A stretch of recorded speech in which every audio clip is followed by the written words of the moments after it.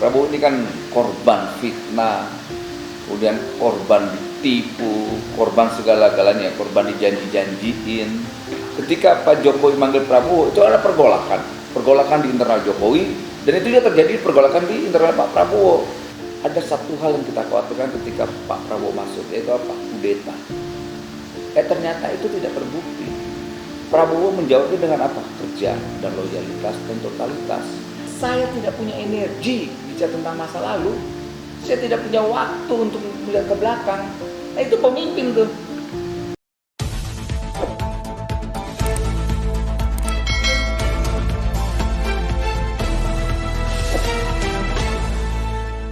Racikan Berita.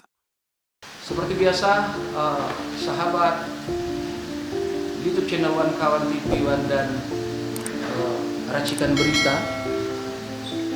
sesuai dengan janji saya bahwa saya akan membuat salah satu program dengan judul adalah relawan menjagokan seorang capres.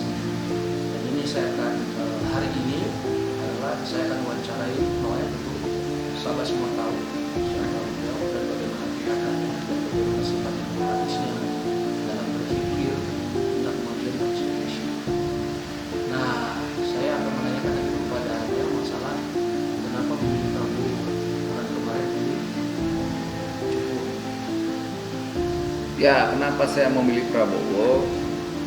Ya sebenarnya itu banyak pertimbangan lah, pertimbangan politik, ideologis, historis dan sebagainya.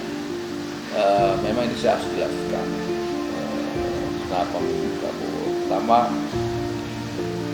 Pak Prabowo sosok yang sangat adaptif terhadap sistem demokrasi. Kedua, Pak Prabowo itu orang yang punya ketangguhan dan keteguhan dalam memegang prinsip yang dianut, apalagi beliau sosok yang sangat humanis, kemudian sosok yang punya integritas, sosok yang punya loyalitas dan totalitas. Ya, diujinya di mana? Terbukti di mana? Ketika saya mendukung beliau, saya sampaikan ke Pak Prabowo, saya ini orang perang yang meminta ditangkap di 2019. Jawaban beliau sudah sama. Saya nggak punya energi untuk berpikir masa lalu. Saya tidak punya juga waktu untuk melihat ke belakang. Nah, seperti inilah pemimpin yang kita harapkan ke depan. Dia tidak pendendam, energinya adalah bagaimana membangun bangsa ini. Artinya sosok Prabowo ini saya rasa punya energi positif buat bangsa ini. Lepas orang melihat latar belakang beliau dulu ke cendana dan sebagainya, Prabowo ini kan korban fitnah, kemudian korban ditipu, korban segala-galanya, korban dijanji-janjiin. Nah, ya semoga aja ketika kita masuk, saya sebagai pendukung Pak Jokowi, kemudian pendukung Pak Prabowo, itu menjadi energi positif buat Pak Prabowo ya. Dan kita lihat trennya alhamdulillah bagus. Ketika saya dukung Pak Prabowo, tidak terlalu buruk. Dan saya rasa itu, Mas. Apa awalnya Noel berpikir bahwa gua harus memilih Prabowo, mendukung Prabowo untuk menjadi presiden? Padahal kan tahu sendiri, Noel kan pernah melaporkan beliau untuk ditangkap pada tahun 2019 atau 2020 kan, dan masuk ke presiden. Lah, justru kita dalam hal ini terchallenge. Coba kita berpikir seperti apa ya prinsip Pak Prabowo anut. Ngapain kita buang-buang energi memikirkan masa lalu? Nah, saya mengambil dari sikap positif Pak Prabowo, dan itu yang saya suka. Oh iya, akhirnya saya coba berkontemplasi. Oh, orang ini pantas untuk didukung. Dengan sikapnya dia yang ingin melupakan masa lalu, kemudian ditambah lagi dia punya referensi literasi dan sebagainya, bahwa dia coba memakai referensi historis ketika Presiden Amerika saat itu ada berkonflik, dia berdamai atas nama negaranya. Begitu juga dia referensinya kayak di Jepang itu Shogun, ketika bertarung udah head to head, pemimpin-pemimpin bilang kalau seandainya kita bertarung, yang korban adalah rakyat, saya korban, kamu korban, pilihan terbaiknya apa kalau buat negara ini? Ya kita satu aja. Dan itu ada di Pak Prabowo, dan dia referensi Cina ketika revolusi budaya Mao dan siapa atau siapa gitu, dia berdamai. Artinya kalau buat bangsa ini, buat negara ini, apa yang tidak bisa kita lakukan gitu loh. Jadi dia harus melakukan hal yang positif, dan itu dilakukan oleh Pak Prabowo ketika dia coba masuk dalam pemerintahan Pak Jokowi. Dan Pak Jokowi dia sadar betul, nggak mungkin bangsa ini harus dibangun oleh Pak Jokowi sendiri gitu. Nah, ketika Pak Jokowi manggil Prabowo, itu ada pergolakan di internal Jokowi, dan itu juga terjadi pergolakan di internal Pak Prabowo. Kayak kita, loh Pak Jokowi kok ngambil Pak Prabowo, ngapain kita capek-capek bertarung dengan Prabowo, kemudian Prabowo dimasukin di kabinet, ya kita marah. Nah sama halnya itu terjadi di kelompoknya pendukung Prabowo, ngapain kita berjuang capek-capek berdarah-darah, kemudian Bapak masuk ke kabinet Jokowi gitu loh. Nah ternyata dua-duanya ini jawabannya sama. Presiden Jokowi jawabannya, nggak bisa saya bangun bangsa ini sendiri. Nah Pak Prabowo menyampaikan, loh kenapa saya harus berkonflik hanya untuk kekuasaan? Terus semua ini kita bisa selesaikan dengan dialog, kemudian dengan rekonsiliasi gitu loh. Artinya apa? Dari situ watak kenegarawanan Pak Prabowo itu teruji. Itu menjadi pertimbangan yang sangat prinsip untuk saya ya, sebagai dulu mantan rivalnya Pak Prabowo. Waktu ingin memutuskan mendukung Pak Prabowo, akhirnya kan Noel dan kawan-kawan ada musyawarah. Iya, kita akan diskusikan di internal. Kita diskusi di internal, di pengurusan. Ya, karena kita tidak mendukung lagi Mas Ganjar, karena ada pertimbangan bla bla bla. Pilihan akhirnya kita coba mendukung Pak Prabowo. Karena kita lihat di pemerintahan Pak Jokowi, Pak Prabowo punya totalitas dan loyalitas. Dulu kan ada orang di lingkaran Pak Jokowi lah ya, saya sebagai pendukungnya, ada satu hal yang kita khawatirkan ketika Pak Prabowo masuk, yaitu apa? Kudeta. Ternyata itu tidak terbukti. Prabowo menjawabnya dengan apa? Kerja dan loyalitas dan totalitas.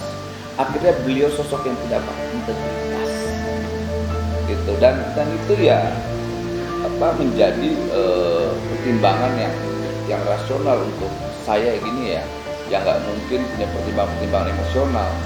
Karena politik itu kan harus rasional, pertimbangan bukan emosional. Karena saya bukan kayak Prabowo idol, Jokowi idol, kemudian Ganjar idol gitu loh. Saya pendukung yang rasional dalam berpolitik. Seperti itu, Mas. Ini mungkin kalau pendapat saya, dan ini saya tanyakan ke Noel, bahwa stigma negatif ini jelas selalu diberikan diberikan kepada Prabowo saat mendekati Pilpres. Strategi apa Noel dengan kawan-kawan untuk memberikan kepada masyarakat, Ya, ini enggak loh. Stigmanya kan soal Prabowo sosok yang sangat militeristik. Nah, itu bisa kita jawab. Jawabannya adalah Pak Prabowo berkali-kali ikut dalam kontestasi demokrasi. Artinya apa? Dia beradaptasi terhadap demokrasi. Stigma kedua, Prabowo haus kekuasaan. Orang tidak sadar, Pak Prabowo itu punya pertimbangan waktu masuk dalam kabinet Jokowi. Pertimbangannya cuma satu, dia tidak mau bangsa ini pecah kayak di Timur Tengah. Dia butuh rekonsiliasi bangsa ini. Dia rela tuh dicaci maki, dihina, dan dibilang segala-galanya. Banyak hal-hal yang sudah stigma ke Pak Prabowo ya. Dia haus kekuasaan, dia sangat militeristik, atas dia penculik dan sebagainya. Saya aktivis 98. Saya nggak mau merusak integritas saya, hanya mendukung figur orang yang di stigma begitu kejinya ya, gitu. Dan saya juga tidak mau punya beban sejarah yang negatif nantinya. Saya punya pertimbangan itu juga. Kenapa saya dukung Prabowo? Loh, sampai detik ini Pak Prabowo tidak terbukti dengan stigma-stigma itu. Itu kan situasi politik yang akhirnya namanya banyak friksi dan banyak faksi. Ya, Prabowo itu korban dari intrik politik saat itu. Seharusnya kalau seandainya itu benar, ya prosesnya secara hukum. Dan hari ini kan hukumnya tidak menjawab. Lantas Pak Prabowo dibilang tua dan sebagainya. Prabowo tua, justru semakin tua itu kematangan itu teruji. Sama halnya padi. Prabowo ini kan seperti padi. Pak Prabowo ini kan seperti pohon kelapa. Semakin tinggi, itu semakin tangguh. Dan semakin banyak pohon itu, semuanya bisa digunakan. Nah Prabowo itu sosok seperti pohon kelapa dan padi. Semakin tua semakin menguning, semakin berguna. Gitu. Lalu bagaimana Noel menghadapi isu-isu negatif yang dilakukan dari teman Prabowo sendiri? Ya, jawabannya ada di diri saya hari ini. Saya mendukung beliau. Saya orang yang punya komitmen terhadap demokrasi. Saya punya komitmen, tidak mungkin saya mendukung pemerintahan junta militer. Saya punya komitmen terhadap penguatan demokrasi. Dan Prabowo itu sosok militer yang membaca buku. Artinya apa? Basic intelektualnya itu ada. Dan saya yakin militer sekarang itu sangat adaptif sekali terhadap situasi global hari ini. Apalagi Pak Prabowo kan bukan sosok pemimpin yang kaleng-kaleng ya. Dia ini teruji. Dia digebuk, dia dikhianatin, dia difitnah, dia dijanji dan sebagainya. Saat dia dihajar aja orang pada pergi, pada kabur, gak ada mau dekat dengan Prabowo. Padahal Pak Prabowo ini ternyata orang yang sangat punya totalitas, loyalitas, sangat humanis. Kalau ditanya, saya tanya, apakah yang stigma Prabowo berkaitan dengan masa lalunya? Apakah orang-orang itu tidak punya masa lalu yang buruk? Gitu loh. Kan enggak juga. Nah kalau kita masih berpikir tentang masa lalu, kapan kita memikirkan masa depan buat bangsa ini? Nah Pak Prabowo itu bicara tentang masa depan. Nah orang yang anti dia bicara tentang masa lalu. Tinggal pilih aja yang mana. Kita mau memikirkan masa depan atau mikirkan masa lalu. Gitu. Bangsa-bangsa besar selalu sukses dan maju karena dia berpikir tentang masa depan, bukan masa lalu. Nah itulah pemimpin. Nah kita butuh pemimpin yang bicara tentang masa depan, bukan masa lalu. Strategi pemenangan bagaimana? Ya kita mengorganisir dan meyakinkan rakyat. Itu ya strategi kita yang kita lakukan hari ini. Coba kita yakinkan, karena lebih banyak orang nanya, kalau dukung Prabowo, kita jelasin, gitu loh. Saya juga punya beban mendukung Pak Prabowo dengan stigma-stigma yang terjadi itu. Tapi saya jelaskan semuanya. Ya memang ada keraguan publik tadi, tapi ketika kita jelaskan, kita rasionalisasikan, akhirnya mata publik terbuka. Kita mau bicara tentang masa depan atau masa lalu? Kalau mau masa lalu ya silakan, saya nggak mau dekat dengan kalian. Tapi kalau kita bicara masa depan, ayo. Dan kawan-kawan saya kan tahu saya orangnya kritis. Ya saya pendukung Jokowi, saya kritik kepemimpinan Jokowi. Saat orang tidak ada yang berani membela Munarman, saya bela Munarman. Faktanya begitu. Gitu. Dan itu fakta, dan itu jejak digital nggak bisa dibohong. Gitu. Yang sangat ada satu hal yang sangat betul keputusan Noel itu milik Prabowo itu apa sih, nilainya apa? Satu, integriti. Tadi Integriti itu yang menjadi pilihan utama saya kenapa saya memilih Prabowo. apabila Prabowo kalah, Ya nggak masalah. Problemnya di mana kok kalah? tetap sebagai anak bangsa yang baik. Dia orang yang terbaik buat bangsa hari ini. Dia bisa mengikuti proses demokrasi dengan cara terhormat. Dia bukan orang yang keluh kesah, mengeluh, bicara tentang masa lalu enggak. Dia itu bicara masa depan. Tapi kalau beliau tidak jadi buat presiden 2024, saya yakin bangsa ini akan kehilangan sosok pemimpin, kader terbaik bangsa ini. Kalau mau jadi capres banyak banget. Oh semua bisa mau jadi capres, pengen semua jadi presiden. Jangan kan jadi presiden, jadi RT RW aja banyak yang mau, apalagi jadi presiden. Nah persoalannya, apakah kapasitas, lantas integritas, loyalitas dan sebagainya udah teruji? Prabowo sudah teruji dari loyalitas, integritas, gitu loh, kebangsaannya. Jadi kader TNI, gitu. Masa mau dia bikin negara khilafah? Ya nggak mungkin lah, gitu loh. seperti itu kira-kira. Pertama kali Noel bertemu dengan Pak Prabowo, apa perasaan yang Noel rasakan? Ya kita hanya sedikit apa ya, saya kan baru pertama bukan soal Prabowo-nya aja. Di benak otak saya, pertama, saya ini aktivis 98. Dulu yang berhadapan dengan beliau seorang tentara. Kedua, beliau seorang mantan menantunya Cendana. Ketiga, dia rival di 2019, 2014 dan 19. Wah, saya kacau ini. Ternyata ketika kita diskusi, dialog dan sebagainya, itu ada apa ya? Ada chemistry yang membuat saya semakin orang ini benar baik. Nggak angku orangnya, orang ini tulus aja. Terus apa yang kayak disampaikan Gus Dur ya, bapak bangsa kita soal sosok Pemimpin Pak Prabowo, seorang yang ikhlas dan tulus, dan itu benar. Dia udah nggak mau mikirin harta, enggak, mikirin jabatan juga nggak peduli, apalagi persoalan perempuan, udah selesai tuh persoalan begitu. Dia cuma ingin mendedikasikan hidupnya buat bangsa ini. Gitu. Dia cuma itu doang, nggak butuh lagi tuh yang lain-lain tuh. selama berdekatan dengan Pak Prabowo dan Prabowo yang Noel temukan di luar dari perkiraan apa dengan Pak Prabowo? Ya sosok yang bisa terima saya. Terus saya minta ditangkap dia, Pak. Itu pernyataan dia. Saya tidak punya energi bicara tentang masa lalu. Saya tidak punya waktu untuk melihat ke belakang. Nah itu pemimpin tuh. Oh makanya kita lepas. Oh berarti ini orang jujur dalam dialog. Tak sempat khawatir ya Noel.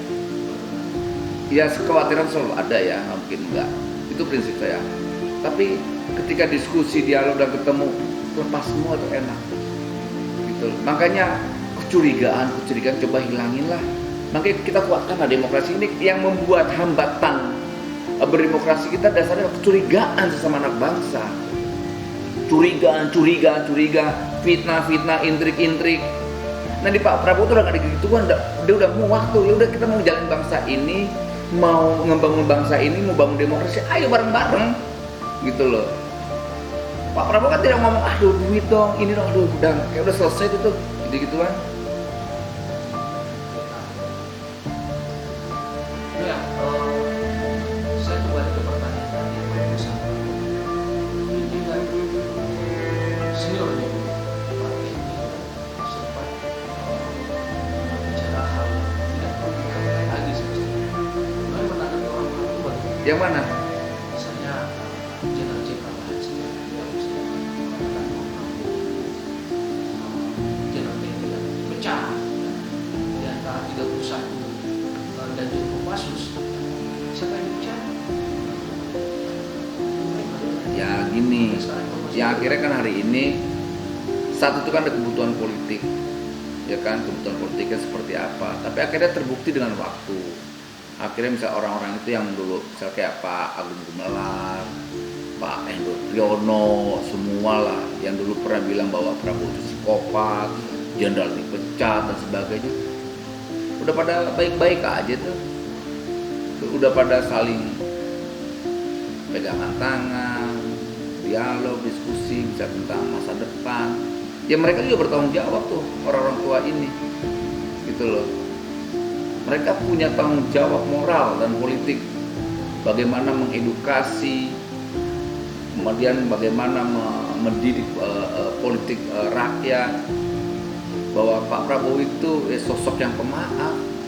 Dia tetap datang itu Pak Gumelar, dia tetap temuin tuh siapa, Pak Hendro Priyono, dia temuin siapapun yang dulu mencela dia, mencaci maki dia, memfitnah dia, bahkan melempar maaf ya kotoran ke mukanya, dia temuin tuh.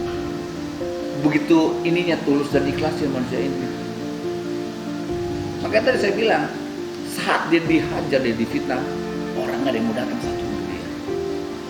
Tapi saat bangsa ini krisis, datang dia tuh dengan energinya. Kita butuh mana? Pecundang atau petarung atau pejuang?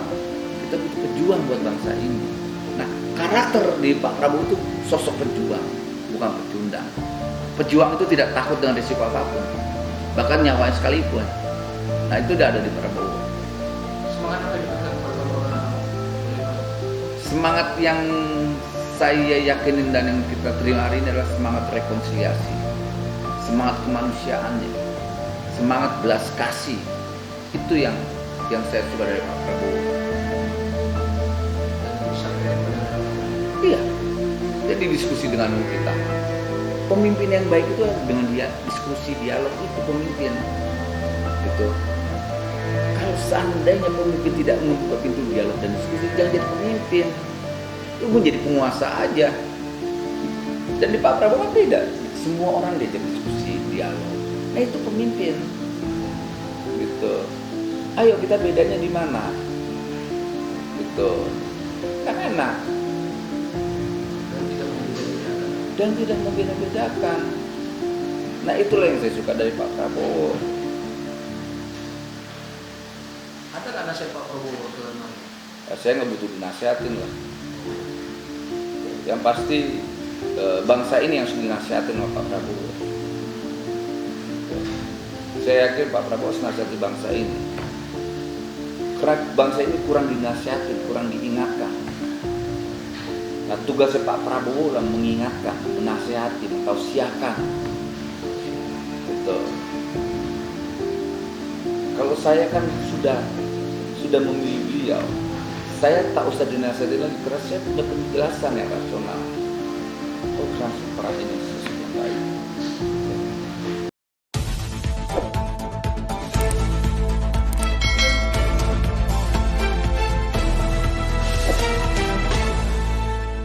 Racikan Berita